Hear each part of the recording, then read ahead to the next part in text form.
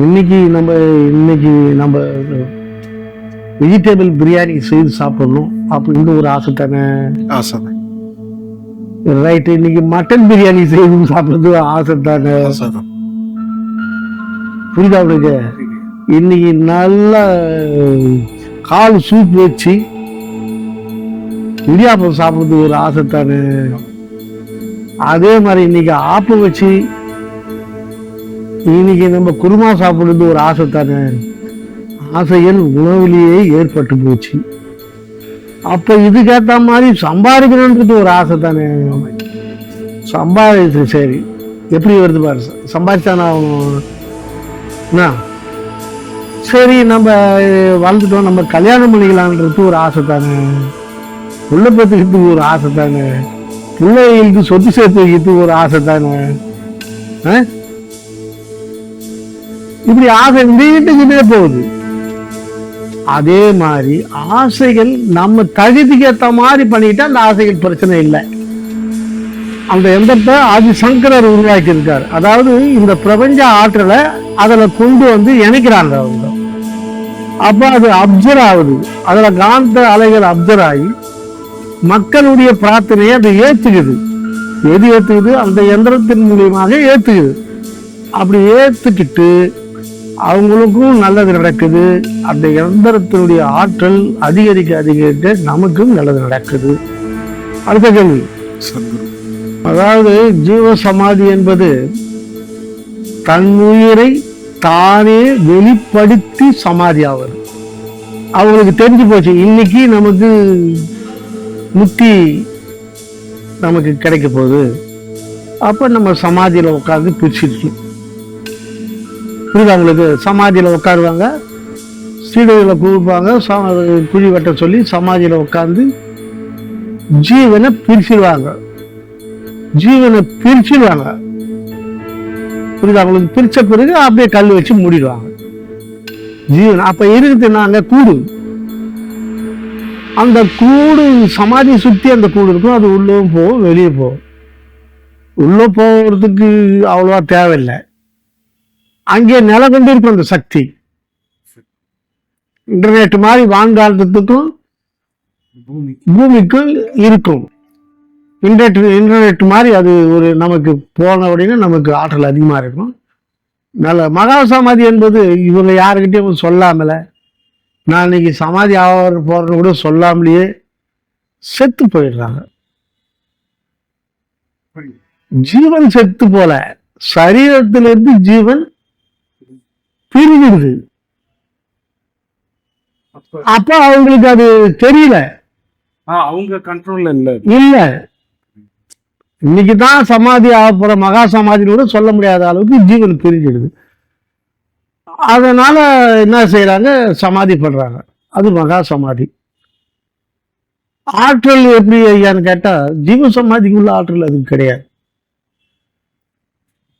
ஏன்னா இது ஏற்கனவே போயிடுச்சு இல்ல. ஆனா அங்க இருக்கும், அந்த அளவுக்கு சக்தி பரிமாற்றம் இருக்காது. புரியுதா உங்களுக்கு? ஜீவ சமாதி அப்படி இல்லை, ஃபுல் நெட் இருக்கும். ஐயாலாம் நம்ம எங்க உட்கார்ந்தாலும் நம்ம தியானம் பண்ணா காட்சி கொடுப்பார். ஒரு பெரிய நெட்வொர்க். இந்த பெரிய நெட்வொர்க்கால தான் என்னால வாங்காந்த சக்தியை அறிய முடியுது, பிறர் மனதையும் புரிஞ்சுக்க முடியுது. புரியுதா?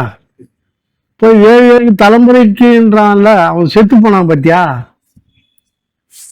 7 தலைமுறைன்றது அவன் செத்து போனான். என்னுடைய பாட்டனார், முப்பாட்டனார், இப்படி 7 தலைமுறையில உள்ளவங்களுடைய குணாதிசயம்னு சொல்ல முடியும்.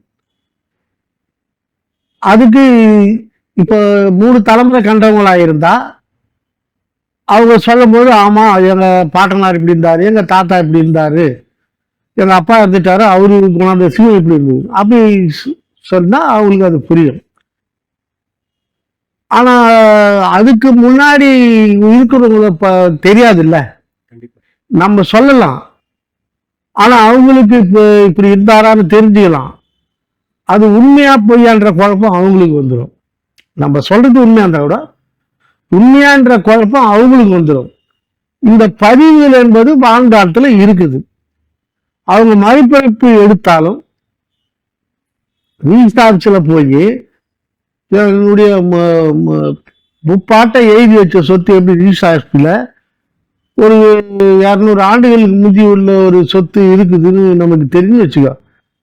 அதை போய் ரீசார்ஜ்ல எப்படி எடுக்கிறோம்? 100 ஆண்டுகளுக்கு முந்தியதையும் எடுக்கிறோம், அதை ஈஸியாக எடுத்துருவாங்க. ரீசார்ஜ்ல போய் எழுதி வச்ச பத்திரம்லாம் யார் பேர்ல இருந்து எடுக்கிறோம்ல, அது போல தான் வாழ்காலத்தில் புரியுதுங்களா, எடுக்க முடியும். அது அந்த அளவுக்கு அந்த மகானுடைய ஆற்றல் தான். எல்லா மகான்களையும் அப்படி பயிட முடியாது. சர்க்குரு அந்த அளவுக்கு ஆற்றல் மிக்கவர். ஒரு உறுதி கொடுத்து சிவகோயில கட்டாருன்னா அப்ப எவ்வளவு சக்தி பார். சிதறம். ஏன்னா இவங்க தங்கத்துக்குலாம் ஆசைப்படாது, அதனால தான் தங்கமாக்குனாங்க.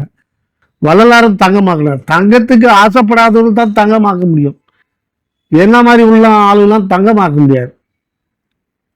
இது அவங்களுக்கு அடுத்த கேள்வி. ஐயா, இப்போ அந்த சமாதியில இருக்க அந்த ஆற்றல், அந்த மகானோட ஆற்றலை எப்படி எல்லாரும் உணர முடியும்? எப்படி உணர முடியும்? நீ போய் உக்காந்துட்டு சும்மா உட்காந்தாவே போதும். நம்ம உடம்புல வந்துட்டு ஒரு உணர்வுகள் மாறுதல் ஏற்படும்.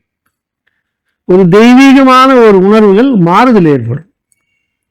அப்ப நீ தெரிஞ்சுக்கலாம். அதே மாதிரி சமாதி, ஜீவ சமாதி கோயில கால் எடுத்து வைக்கும்போது நம்ம உள்ளங்காலிலேயே அந்த அளவுக்கு நீ தவம் செய்திருந்தா உனக்கு புரியும். அந்த ஆற்றல் நம்ம பாதத்திலேயே அதிகமாக இதுவாக இருக்கும். அதனால இந்த இடத்துல ஐயா சமாதி, இந்த இடத்துல நிறைய அணுக்கள் இருக்குது, அடர்த்தியான அணுக்கள் இருக்குது. அடுத்தது சத்குரு, குரு கடாட்சம். இன்றைய நாள் இனிய நாள், இன்றைய நாளும் இனிய நாள், வருங்காலமும் இனிய நாள். குரு கடாட்சம். நாம் இப்பொழுது ஞானத்தை பற்றி சிந்திப்போம், ஞானத்தை பற்றி பேசுவோம், ஞானத்தினுடைய நிலையை அறிவோம். குரு கடாட்சம். இப்பொழுது ஞானம் என்றால் என்ன? யோகம் ஞானத்தை பற்றிலாம் ஏற்கனவே சொல்லிட்டோம். ஞானத்தை பற்றி பேசும்பொழுது அது ஒளி சம்பந்தப்பட்டது, 7 திரைகளை சம்பந்தப்பட்டது, இதுவும் பேசிட்டோம். இப்போது இந்த கேள்விகளை கேட்கலாம், கேள்விகளுக்கு விடை காண்பது. ஐயா, இப்போ எந்திரங்கள்னு இருக்கு இல்லையா, எந்திரங்கள்னா என்ன? அதுக்கு உண்மையாவே ஆற்றல்கள் இருக்கா ஐயா? எந்திரம், எந்திரம் எந்திரம். இப்ப காமாட்சியினுடைய எந்திரம் இருக்குது, அதுக்கு அதிகமான ஆற்றல். ஏன்னா அது அந்த எந்திரத்தை உருவாக்குறது ஆதிசங்கரர். அந்த எந்திரத்தை ஆதிசங்கரர் உருவாக்கி இருக்காரு. அதாவது இந்த பிரபஞ்ச ஆற்றலை அதுல கொண்டு இணைக்கிறாங்க அவங்க. அப்ப அது அப்சர்வ் ஆகுது, அதுல காந்த அலைகள் அப்சர்வ் ஆகி மக்களுடைய பிரார்த்தனையை அது ஏத்துக்குது. எது ஏத்துக்குது? அந்த எந்திரத்தின் மூலியமாக ஏத்துக்குது. அப்படி ஏத்துக்கிட்டு அவங்களுக்கும் நல்லது நடக்குது. அந்த எந்திரத்தினுடைய ஆற்றல் அதிகரிக்க அதிகரிக்க நமக்கும் நல்லது நடக்குது. அடுத்த கேள்வி. சத்குரு ஐயா, இப்ப நம்ம ஐயா இருக்காங்க இல்லையா, சிதம்பரசாமி ஐயா ஜீவ சமாதி அடைஞ்சிட்டாங்க ஐயா. இப்ப இந்த ஜீவ சமாதிக்கும் மற்ற சமாதிக்கும் உள்ள வேறுபாடு என்னையா? அதாவது ஜீவ சமாதி என்பது தன்னுயிரை தானே வெளிப்படுத்தி சமாதி ஆவது. அவங்களுக்கு தெரிஞ்சு போச்சு, இன்னைக்கு நமக்கு முக்தி நமக்கு கிடைக்க போகுது. அப்ப நம்ம சமாதியில உட்காந்து பிரிச்சுட்டோம். புரியுதா உங்களுக்கு? சமாதியில உட்காருவாங்க, சீடைகளை கொடுப்பாங்க, குழி வெட்ட சொல்லி சமாதியில உட்காந்து ஜீவனை பிரிச்சிருவாங்க. ஜீவனை பிரிச்சிருவாங்க. புரியுதா உங்களுக்கு? பிரிச்ச பிறகு அப்படியே கல் வச்சு மூடிடுவாங்க ஜீவன். அப்ப இருக்குது நாங்க கூடு, அந்த கூடு சமாதி சுத்தி அந்த கூடு இருக்கும். அது உள்ளவும் போகும், வெளியே போகும். உள்ள போகிறதுக்கு அவ்வளவா தேவையில்லை, அங்கே நில கொண்டு இருக்கும் அந்த சக்தி. இன்டர்நெட் மாதிரி வான்காலத்துக்கும் பூமிக்கும் இருக்கும். இன்டர்நெட் மாதிரி அது ஒரு நமக்கு போன உடனே நமக்கு ஆற்றல் அதிகமாக இருக்கும். நல்ல மகா சமாதி என்பது இவங்க யாருக்கிட்டையும் சொல்லாமல, நான் இன்னைக்கு சமாதி ஆக போறேன்னு கூட சொல்லாமலேயே செத்து போயிடுறாங்க. ஜீவன் செத்து போல, சரீரத்திலிருந்து ஜீவன் பிரிஞ்சிடுது. அப்ப அவங்களுக்கு அது தெரியல. அவங்க கண்ட்ரோல்ல இல்ல, இன்னைக்குதான் சமாதி ஆக போற மகா சமாதியோட சொல்ல முடியாத அளவுக்கு ஜீவன் பிரிஞ்சிடுது. அதனால என்ன செய்யறாங்க, சமாதி பண்றாங்க. அது மகா சமாதி.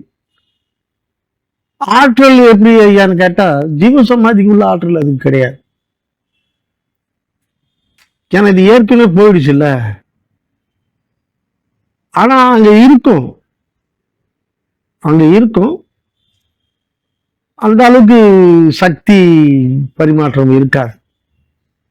இப்ப புரியுதா உங்களுக்கு? ஜீவ சமாதி அப்படி இல்லை, நெட் ஃபுல் நெட் இருக்கும். இப்ப ஐயாலாம் நம்ம எங்க உட்கார்ந்தாலும் நம்ம தியானம் பண்ணா காட்சி கொடுப்பார். ஒரு பெரிய நெட்வொர்க். இந்த பெரிய நெட்வொர்க்கால தான் என்னால வாங்காந்த சக்தியை அறிய முடியுது, பிறர் மனதையும் புரிஞ்சுக்க முடியுது. புரியுதா?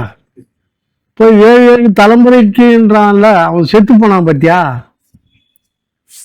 7 தலைமுறைன்றது அவன் செத்து போனான். என்னுடைய பாட்டனார், முப்பாட்டனார், இப்படி 7 தலைமுறையில உள்ளவங்களுடைய குணாதிசயம்னு சொல்ல முடியும். அதுக்கு இப்போ 3 தலைமுறை கண்டவங்களா இருந்தா அவங்க சொல்லும் போது, ஆமா எங்க பாட்டனார் இப்படி இருந்தாரு, எங்க தாத்தா இப்படி இருந்தாரு, எங்க அப்பா இருந்துட்டாரு, அவரு குணாதிசயம் இப்படி இருந்தது, அப்படி சொன்னா அவங்களுக்கு அது புரியும். ஆனா அதுக்கு முன்னாடி இருக்கிறவங்க தெரியாது இல்ல. நம்ம சொல்லலாம், ஆனா அவங்களுக்கு இப்ப இப்படி இருந்தாரான்னு தெரிஞ்சுக்கலாம். அது உண்மையா பொய்யான்ற குழப்பம் அவங்களுக்கு வந்துடும். நம்ம சொல்றது உண்மையா இருந்தா கூட உண்மையான்ற குழப்பம் அவங்களுக்கு வந்துடும். இந்த பதிவுகள் என்பது வாழ்நாளத்துல இருக்குது. அவங்க மறுபிறப்பு எடுத்தாலும் ரீசார்ச்சில் போய் என்னுடைய முப்பாட்டை எழுதி வச்ச சொத்து எப்படி ரீசார்ச்சில் ஒரு 200 ஆண்டுகளுக்கு முந்தி உள்ள ஒரு சொத்து இருக்குதுன்னு நமக்கு தெரிஞ்சு வச்சுக்கோ. அதை போய் ரீசார்ச்சில் எப்படி எடுக்கிறோம்? 100 ஆண்டுகளுக்கு முந்தியதையும் எடுக்கிறோம், அதை ஈஸியாக எடுத்துருவாங்க. ரீசார்ச்சில் போய் எழுதி வச்ச பத்திரம்லாம் யார் பேர்ல இருந்து எடுக்கிறோம்ல, அதுபோல் தான் வாழ்காலத்தில். புரியுதுங்களா? எடுக்க முடியும். அது அந்த அளவுக்கு அந்த மகானுடைய ஆற்றல் தான். எல்லா மகான்களையும் அப்படி பயிட முடியாது. சர்க்குரு அந்த அளவுக்கு ஆற்றல் மிக்கவர். ஒரு விதி கொடுத்து சிவகோயில கட்டினாருன்னா அப்ப எவ்வளவு சக்தி பார். சிதறம். ஏன்னா இவங்க தங்கத்துக்குலாம் ஆசைப்படாது, அதனால தான் தங்கமாக்குனாங்க. வள்ளலாரும் தங்கமாக்குனார். தங்கத்துக்கு ஆசைப்படாதவங்க தான் தங்கமாக்க முடியும். என்ன மாதிரி உள்ள ஆளுலாம் தங்கமாக்க முடியாது. புரியுதா உங்களுக்கு? அடுத்த கேள்வி ஐயா. இப்போ அந்த சமாதியில இருக்க அந்த ஆற்றல், அந்த மகானோட ஆற்றலை எப்படி எல்லாரும் உணர முடியும்? எப்படி உணர முடியும்? நீ போய் உக்காந்து சும்மா உட்காந்தா போதும். நம்ம உடம்புல வந்துட்டு ஒரு உணர்வுகள் மாறுதல் ஏற்படும்.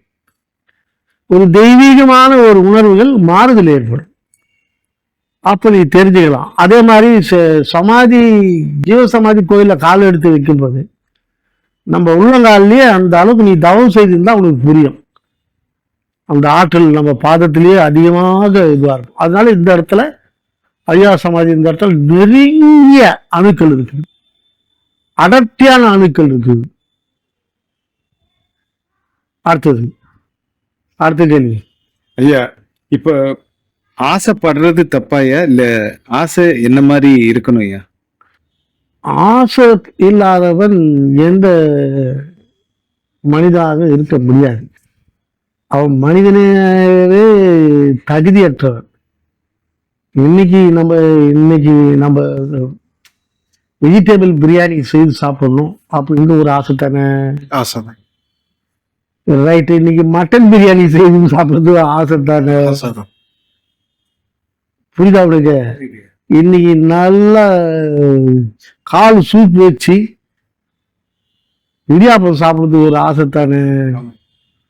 அதே மாதிரி இன்னைக்கு ஆப்பம் வச்சு இன்னைக்கு நம்ம குருமா சாப்பிடுறது ஒரு ஆசை தானே? ஆசைகள் உணவிலேயே ஏற்பட்டு போச்சு. அப்ப இதுக்கேத்த மாதிரி சம்பாதிக்கணுன்றது ஒரு ஆசை தானே. சம்பாதிச்சு சரி எப்படி வருது பாரு, சம்பாதிச்சானே ஆகணும். என்ன சரி நம்ம வளர்ந்துட்டோம், நம்ம கல்யாணம் பண்ணிக்கலான்றது ஒரு ஆசை தானே. புள்ள பெற்றுக்கிறதுக்கு ஒரு ஆசை தானே. பிள்ளைகளுக்கு சொத்து சேர்த்து வைக்கிறதுக்கு ஒரு ஆசை தானே. இப்படி ஆசை நீட்டுக்கிட்டே போகுது.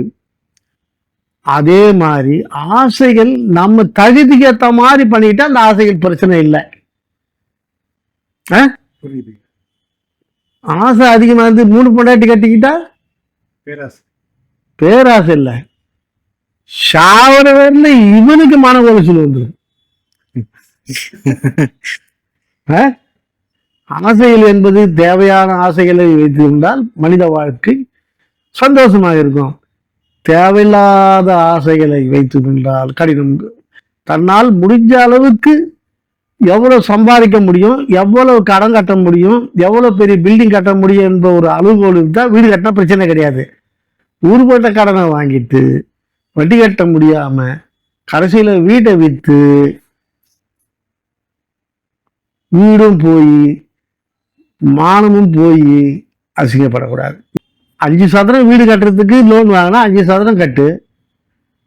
எவன் போய் கையில் கட்டிட்டு 5 சதவீதத்துக்கு லோன் வாங்கிட்டு 10 சதவீதம் கட்டி இப்போ ஊர்லேயே கடை வாங்கி பேங்க் லோனு கட்டலைன்னா விற்கணும். இதே தான் நடந்தது அவருக்கு.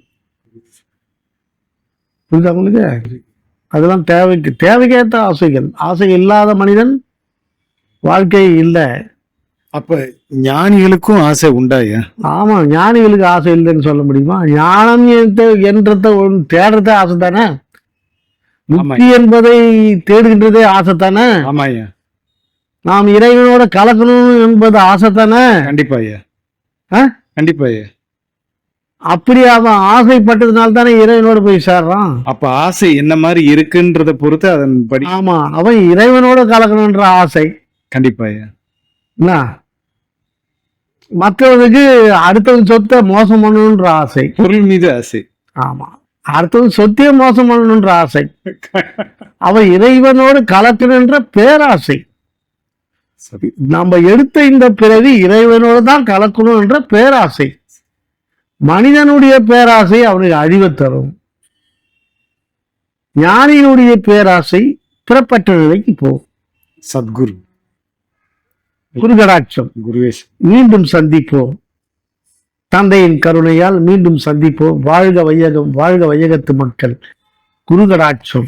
உங்களுடைய ஒத்துழைப்புக்கு நன்றி. அனைவரும் பார்க்குறீங்க, ரொம்ப சந்தோஷமா இருக்குது, ரொம்ப மகிழ்ச்சியாகுது. இன்னைக்கு எல்லாமே கேள்விகளாக வந்துடுச்சு.